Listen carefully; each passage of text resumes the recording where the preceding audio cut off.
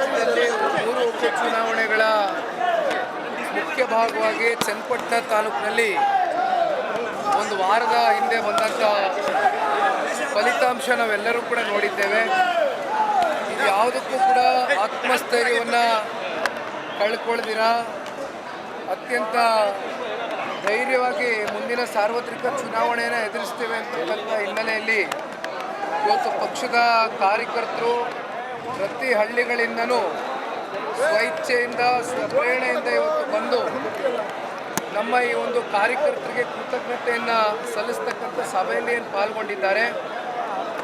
ಕೇವಲ 15 ದಿನದಲ್ಲಿ 87,000 ಮತಗಳು ಪಕ್ಷದ ಚಿಹ್ನೆ ಅಡಿ ಕ್ರೋಢೀಕರಿಸ್ತಕ್ಕಂಥದಕ್ಕೆ ಕಾರ್ಯಕರ್ತರುಗಳ ಶ್ರಮ ಮತ್ತು ಪ್ರಾಮಾಣಿಕ ದುಡಿಮೆನೇ ಇವತ್ತು ನಮಗೆ ನಮ್ಮ ಕಣ್ಣು ಮುಂದೆ ಇರತಕ್ಕಂಥ ಸಾಕ್ಷಿ. ಹಾಗಾಗಿ ಇವತ್ತೇನು ಪಕ್ಷದ ನಿಷ್ಠಾವಂತ ಕಾರ್ಯಕರ್ತರುಗಳು ಮುಖಂಡರುಗಳು ಎಲ್ಲರೂ ಇವತ್ತು ಬಂದು ದೊಡ್ಡ ಮಟ್ಟದಲ್ಲಿ ಸೇರಿದ್ದಾರೆ. ಕೇಂದ್ರದ ಸಚಿವರು ಸನ್ಮಾನ್ಯ ಕುಮಾರಣ್ಣ ಅವರು ಅವರೆಲ್ಲರನ್ನ ಕುರಿತು ಆತ್ಮವಿಶ್ವಾಸವನ್ನು ತುಂಬಿಸ್ತಕ್ಕಂಥ ಮಾತುಗಳನ್ನ ಆಡಿದ್ದಾರೆ. ಸರ್ ಯೋಗೇಶ್ವರ್ ಅವರು ಅಂದರೆ ಕುಮಾರಸ್ವಾಮಿ ಅವರು ನಿಲ್ದೇ ಮಗನ ನಿಲ್ಲಿಸಿ ರಣಹೇಣಿತನ ಪ್ರದರ್ಶನ ಮಾಡಿದ್ದಾರೆ ಅನ್ನೋ ಮಾತಾಡಿದ್ದಾರೆ. ರಣಹೇಳಿ ಯಾರು ಅಂತಕ್ಕಂಥದ್ದು ಈಗಾಗಲೇ ರಾಜ್ಯದ ಜನತೆ ಗೊತ್ತಾಗಿದೆ. ಸನ್ಮಾನ್ಯ ಕುಮಾರಣ್ಣವರು ಈಗ ತಾನೇ ಮಾತನಾಡಬೇಕಾದ್ರೆ ಒಂದು ಮಾತನ್ನ ಹೇಳಿದರು. 4-5 ತಿಂಗಳುಗಳ ಹಿಂದೆನೇ ಪೂರ್ವ ತಯಾರಿಗಳು ಪೂರ್ವ ಸಿದ್ಧತೆಗಳನ್ನ ಮಾಡಿಕೊಂಡು ಭಾರತೀಯ ಜನತಾ ಪಾರ್ಟಿ ಒಂದು ಸಚಿವ ಸ್ಥಾನವನ್ನು ಕೊಟ್ಟು ವಿಧಾನ ಪರಿಷತ್ನ ಸದಸ್ಯ ಸ್ಥಾನವನ್ನು ಕೊಟ್ಟು ಗೌರವವನ್ನು ಕೊಟ್ಟು ನಡೆಸ್ಕೊಂಡಿರ್ತಕ್ಕಂಥ ಪಕ್ಷವನ್ನು ತ್ಯಜಿಸಿ ನಮ್ಮ ಪಕ್ಷ ಭಾರತೀಯ ಜನತಾ ಪಾರ್ಟಿ 2 ಚಿಹ್ನೆಯಲ್ಲಾದರೂ ಸರಿ ನಿಮಗೆ 2 ಪಕ್ಷಗಳು ಟಿಕೆಟನ್ನು ಕೊಡ್ತೇವೆ ಚುನಾವಣೆಯಲ್ಲಿ ಅಂತ ಅಂದರೂ ಕೂಡ ಕೊನೆಯ ಹಂತದಲ್ಲಿ ಪ್ಯಾಕೇಜ್ಗೋಸ್ಕರ ಹೋಗಿರ್ತಕ್ಕಂಥದ್ದು. ಇವತ್ತು TRP ಸ್ಟಾರು ಪ್ರತಿನಿತ್ಯ ಮಾಧ್ಯಮದಲ್ಲಿ ಸಂದರ್ಶನಗಳನ್ನ ಕೊಟ್ಕೊಂಡು ಪ್ರತಿನಿತ್ಯ ನಮ್ಮನ್ನು ಕೆಣಕಿದ್ರೆ ಅವರು ಒಂದು ದೊಡ್ಡ ಒಕ್ಕಲಿಗ ಪ್ರಭಾವಿ ನಾಯಕರಾಗಿ ಬೆಳೆದು ಬಿಡ್ತೇವೆ ಅಂತಕ್ಕಂಥ ಕಲ್ಪನೆಯಲ್ಲಿ ಅವರೇನಿದ್ದಾರೆ. ಇದು ಯಾವುದಕ್ಕೂ ಇವತ್ತು ನಾವು ಉತ್ತರ ಕೊಡ್ತಕ್ಕಂಥದ್ದಲ್ಲ. ಮುಂದಿನ ಸಾರ್ವತ್ರಿಕ ಚುನಾವಣೆಯಲ್ಲಿ ಕ್ಷೇತ್ರದ ಮತದಾರ ಪ್ರಭುಗಳೇ ನಮ್ಮ ಪರವಾಗಿ ಉತ್ತರ ಕೊಡ್ತಾರೆ ಅಂತಕ್ಕಂಥದ್ದು ಭಾವಿಸಿದ್ದಾರೆ. ಸರ್, ನಿಖಿಲ್ ಕುಮಾರಸ್ವಾಮಿ ಅವರು ಎಲ್ಲೇ ಸ್ಪರ್ಧೆ ಮಾಡಬೇಕು ಅನ್ನೋ ಒತ್ತಡಗಳು ಕೂಡ ಕೇಳಿ ಬರ್ತಾ ಇದೆ. ಈ ನಿಟ್ಟಿನಲ್ಲಿ ಏನು ಹೇಳ್ತಾರೆ ಸರ್ ಕಾರ್ಯಕರ್ತರಿಗೆ? ನಾನು ಈ ಉಪಚುನಾವಣೆಗೆ ನಿಲ್ಲಬೇಕು, ನಾನು ಆಕಾಂಕ್ಷಿ ಅಂತಕ್ಕಂಥದ್ದು ಎಂದೂ ಕೂಡ ನನ್ನ ಕನಸು ಮನಸ್ಸಿನಲ್ಲಿ ಭಾವಿಸಿರಲಿಲ್ಲ.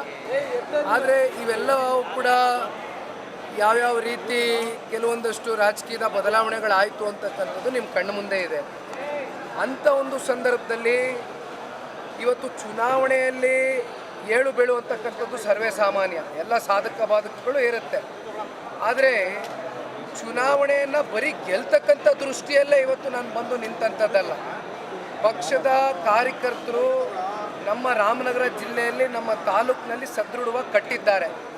ಇವತ್ತು ಎಲ್ಲೂ ಕೂಡ ಅವರ ಆತ್ಮವಿಶ್ವಾಸ ಕಿಂಚಿತ್ತು ಕುಗ್ಗಿಸಬಾರ್ದು ಅಂತಕ್ಕಂಥ ನಿಟ್ಟಿನಲ್ಲಿ ಕೊನೆಯ ಹಂತದಲ್ಲಿ ತೀರ್ಮಾನ ತೆಗೆದುಕೊಂಡರು 2 ಪಕ್ಷದ ನಾಯಕರು ಹಾಗೂ ನಮ್ಮ ಪಕ್ಷದ 2 ಪಕ್ಷದ ಕಾರ್ಯಕರ್ತರ ತೀರ್ಮಾನ ತಲೆಬಾಗಿ ಚುನಾವಣೆಯಲ್ಲಿ ಸ್ಪರ್ಧೆ ಮಾಡಿದ್ದೇನೆ. ನಾನು ಚನ್ನಪಟ್ಟಣ ತಾಲೂಕಿನ ಪಲಾಯನವಾದ ಮಾಡಿ ಓಡೋಗ್ತಕ್ಕಂಥ ಪ್ರಶ್ನೆ ಇಲ್ಲ.